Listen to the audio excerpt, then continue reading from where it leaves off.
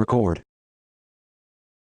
Hey everyone, haven't done one of these in a while, and I've always had wanted to come back and do a Mac M1 update. This is a pretty cool thing I'm going to show today. So I did RetroArch on the Mac about 2 years ago, I think. But this exciting news here is for a PlayStation 2 emulator called AetherSX2, and I will spell that here in a second. But what's really great about this is I'm using an M1 MacBook Air. So it's not even the best GPU line of everything. There's no fan in it. I think it's a 8-core GPU. I got the base model. So anyway, 8 gig of RAM, and it runs it really amazing. I thought this thing would get hot. It does not. On the Windows side, I have a Surface Pro 7 with PCSX2, and that sounds like a jet engine taking off, and it gets super hot. And I got the i7 model with the fan, and it just, the battery life goes quickly. It's just not a fun experience, honestly, to game with it. But this is just amazing. So I get the long battery life. I mean, I've played ESPN NFL 2K5. Folks may be familiar with that game. And I've played like 3 or 4 back-to-back games because I'm actually playing a season. And it has not like depleted my battery at all, hardly. Like I can play, which is awesome, because on the same, with the same AetherSX2, the Android side of things, I have a Samsung Galaxy Tab 8 Plus, and it kills my battery like super fast. So I don't know. It just shows how, like, sometimes like with these M1 chips as a blind user, I feel sort of like, for example, Amadeus Pro doesn't really go any faster on my M1 than my MacBook Pro 16 at the time, Intel version. So yeah, the biggest thing I saw with the M1 update was the fact that, battery life improved tremendously. And of course, now I have no fan. So like those things are amazing things in themselves. But, something like Amadeus Pro doesn't move any faster on the M1 as it did on my MacBook 16 Intel version. So like some of the things I do, I don't really see an upgrade, just because no one really honestly cares about audio optimization. It's all about video when you watch these YouTube reviews and all that stuff. But I digress from that. So the fun thing here that I want to show is just how well this runs. Now, I am running this with an app called VOCR, which is available on GitHub. You can search Applevis for it. It is a OCR app for the Mac, and it basically does a lot of what RetroArch says is their OCR does, except this is just a different kind of version of that. So I'm going to launch that first. Finder. VLC application. May 4th. Utilities fold. VOCR application. Application. Okay, so we launched that. And then I'm going to go over to Zoom.us. Finder. Voice memos application. AetherSX2 application. AetherSX2. Hey. So it's A E T H E R S X2. So applications. In case somebody can't understand the text to speech, just to be safe. All right, so I'm going to go ahead and open this. Open AetherSX2. AetherSX2 alpha. All right, and what I'm going to just demo here briefly is starting a game. So I have my PlayStation 4 controller, and it's connected via Bluetooth. I'm going to go ahead and turn that on. Now, full disclosure, I've had 2 versions of this program. The first version, the controller mapped beautifully. It was like the May 23rd edition or something.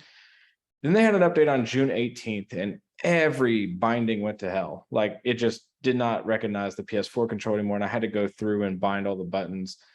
It was a bit lengthy, but it's doable. And I want to show you that real fast because it is a little challenging. Menu bar, Apple. We go to the menu. Settings, system, settings, audio, controllers.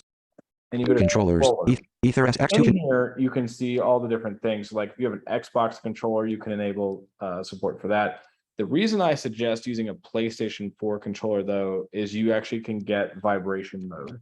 And for some of the games that we play, having the haptic feedback is super important. Controller port hotkeys. STL input source group. For example, STL-X support or STL support is for the PS4. In STL input, I interact with that by doing VoiceOver shift down arrow. Enable STL input source. Checked. Checkbox. It says enable STL source, so that's going to give us the PS4 controller. But then the next one is the one that is unchecked by default. DualShock 4/DualSense enhanced mode. Checked. Checkbox. You want to check that. Out of STL. Now, if you go over from here, so I stopped interacting. X input mouse/pointer. Detected devices group. In detected devices interact. STL0. PS4 controller text. You hear that now. That it actually sees that controller. Out of detect. However, if you have to do the binding, you're going to want to go back to the left. Global setting. Zoom but minimize. Globe controller port 1.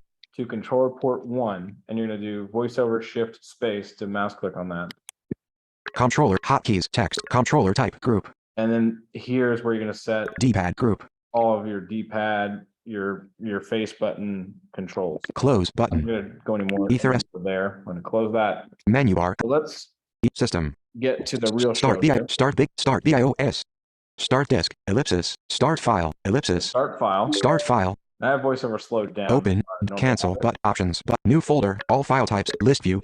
Library folder. Collapse system folder. Users folder. Applications folder. Users.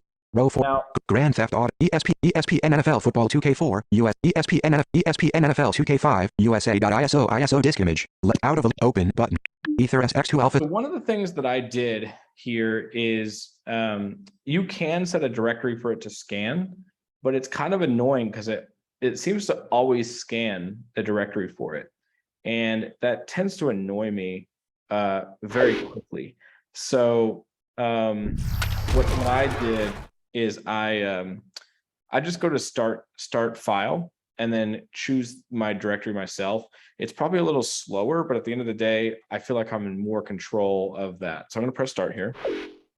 Okay. Now what I'm going to do is I'm going to do the VOCR command here. Finished. AetherSX2 alpha 2278G2896AFB18 window. And we're going to read the text. ESPN NFL 2K5. ESP8. Favored team. Select a favored team. 49ers, Bears, Bengals, Bills, Broncos at Browns, Buccaneers, Cardinals, Chargers, Chiefs LE, Colts, Cowboys offense 72. You're hearing exit VOCR now. The team. So I'm going to just press X on the 49ers because I don't really care at this moment. Now I'm going to just go into the exhibition game. I want to move this here. Understand? Finished. See how quick that is? ESPO. Team select. Titans R1, 49ers R1. Current uniform R2, current Titans VIP 1. So we got the Titans versus the 49ers. Now watch this. If I change teams, so I'm going to go to the Titans, I'm going to go back 5. So the 49ers should still be the exit VOCR navigation. And finished. ESP team select. Redskins 49ers R1. We got the team that is now the Commanders and the 49ers. Exit VOCR navigation. So as you can tell, it tells you as you're changing the team. So it basically does OCR just like Retro Edge does, and it's fairly fast and really responsive. I'm gonna hit back. I'm gonna go into this screen here. This is the franchise screen. I just want to show you this. Finished. ESP8 franchise options. Weekly preparation off on. S. First person football trademark off on. So the first option I should be on. S. Weekly preparation off on. Is weekly preparation. At weekly preparation off on. And it's off on, so you have a toggle on, so you can go right and left. S. First person football trademark off on. And the problem with this is I don't know if it's actually off or on, unless I just happen to know. That's kind of a downside, is you really can't tell whatever option. Fantasy draft roster off on. And the fantasy draft, so like you go through your options here. First person football trademark S. Weekly preparation off franchise option ESP8. ESPN Now, NFL 2K5. Exit VOCR navigation. There, so if I went down though.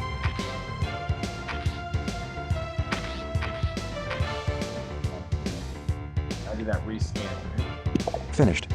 ESP franchise options. Weekly preparation off. 49. First person football. Fantasy draft roster off. Customized league off on. Preseason games off on. Trade deadline off on. Owner firing off on. NCIS. Edit wikis off on. So you're actually seeing a lot more of the screen here with the options. Exit VOCR navigation. Quit AetherSX. Yes button. Fine. Put that. List view table. Close. Zoom. Audio mute. But I wanted to show you briefly the power of this.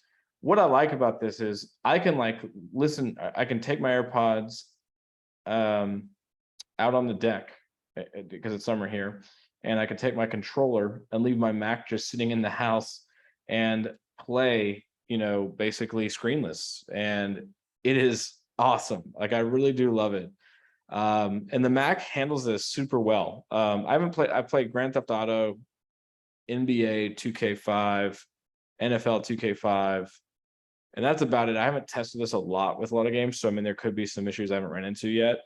But honestly, this really makes me a believer of the M1 chip, just due to the efficiency and the just the power this thing has. I mean, you know, the fact that I can have a PlayStation 2 emulator that's super portable on my MacBook Air is just, I love it. So hope you found this this interesting, and I'll be back more with some stuff on Android and iOS hopefully soon.